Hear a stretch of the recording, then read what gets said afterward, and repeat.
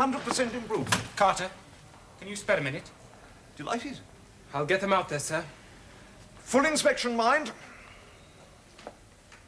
Now, what can I do for you, old man? Have you referred to my house as the Kremlin in front of a class of fifth formers? What's all the fuss about? I asked you a question. Have you or haven't you? What if I have? You are a red, aren't you? I want an apology. Look, it was a joke, man. Where's your sense of humor? Can't you take a joke? Not that kind of joke, and not in front of the boys. It was crass, stupid, and unprofessional. And you'll apologize to me. I damn well won't. Who the hell do you think you are? Barging into my rooms, trying to bully me? It won't wash, man. Look, I know you've been through a lot. I feel damn sorry. I don't want your sympathy. But you seem to think you can get away with anything. You are not responsible. You're a danger to yourself, to everybody else. You are not fit to be in charge of boys. Take that back. Damn well won't. It's true. Hanged if I know why you haven't been asked to resign for disloyalty. Disloyalty to whom? You don't even know. To the country, man. To the parents who send their sons here. They expect you to give them an education, and you end up giving them a lesson in class hatred. Now get out of my rooms. I've got work to do. Disloyalty to the country. Well, that's great coming from you, boy. I spent 3 years in the bloody trenches fighting for trench dodgers like you with Gaminese. Oh, it came in very handy, that knee, didn't it? Instant bloody collapse at the side of a troopship. Get a snipe. Get out of here.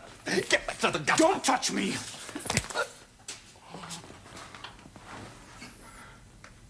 You hit me. I won't apologize for coming straight in. It was hardly a private conversation, was it? Do you know you could be heard right across the quad? He hit me. I'm sorry. Came in here making vile accusations and he wouldn't go away, so I tried to make him go away, then he hit me. I take it, Pilot Jones, you won't hit me if I tell you to take yourself off now. I'd like to explain. Later, if you think you can. Go back to your rooms. I'll see you there in half an hour.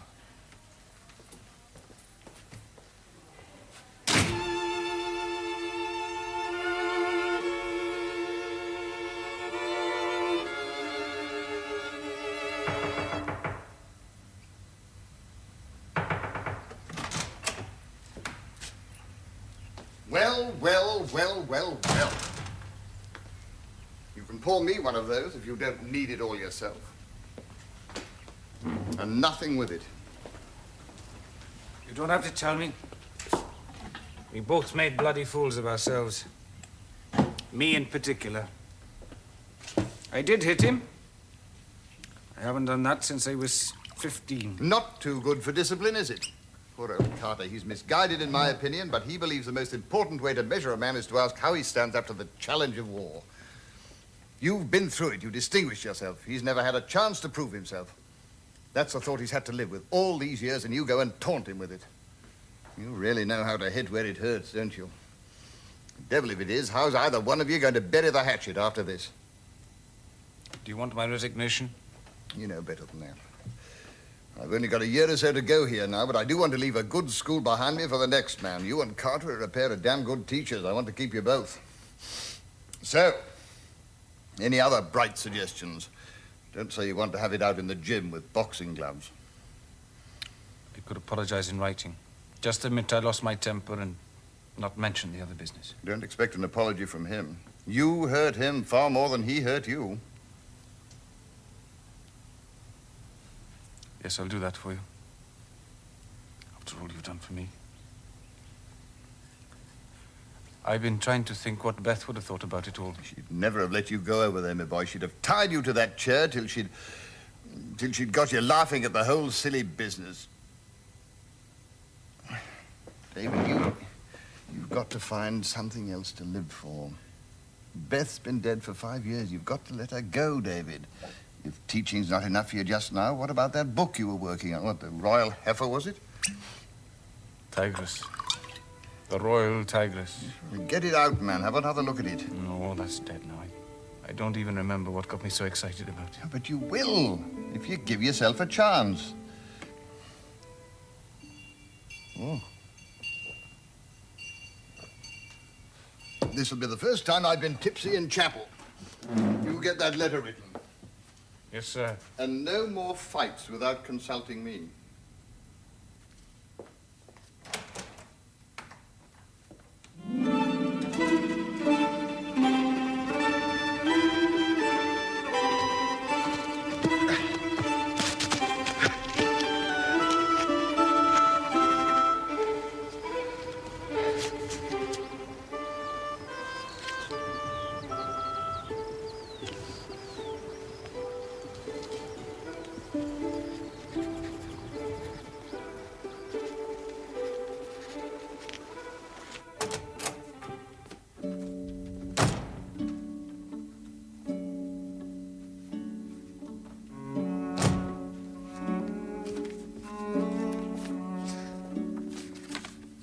dear Piley Jones, I accept your apology.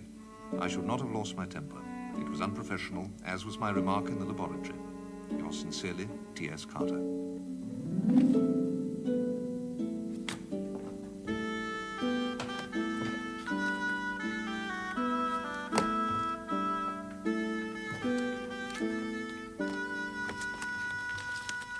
I'm glad you came up this evening. I've had a bit of a shock. Bad news? Some would call it very good news.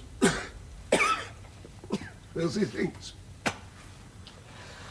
Do you remember my telling you some years ago, in a moment of maudlin indiscretion, about a young woman of whom I had been very fond in the past? Oh, yes. She left you for a wealthy stockbroker, didn't she? How kind of you to remember. Yes. Take a look at this, my dear chap, if it's not too much trouble. She was 20 years old then. Beth's age when I met her. It seems she died 4 months ago. Oh, I'm sorry. Yes. You didn't know? You weren't in touch? What do you think? She had a son almost as old as you. I'm sorry. How did you find out? From the solicitor. She left me £8,000. Good God. To Ian Howarth, whom I remember with the greatest affection. That's what she said. And I had imagined all these extravagantly pointless years that she'd been perfectly happy with a stockbroker. £8,000? That's a small fortune. What are you going to do with it? Put it in the bank, man. What do I want with it? I don't give a damn about the money.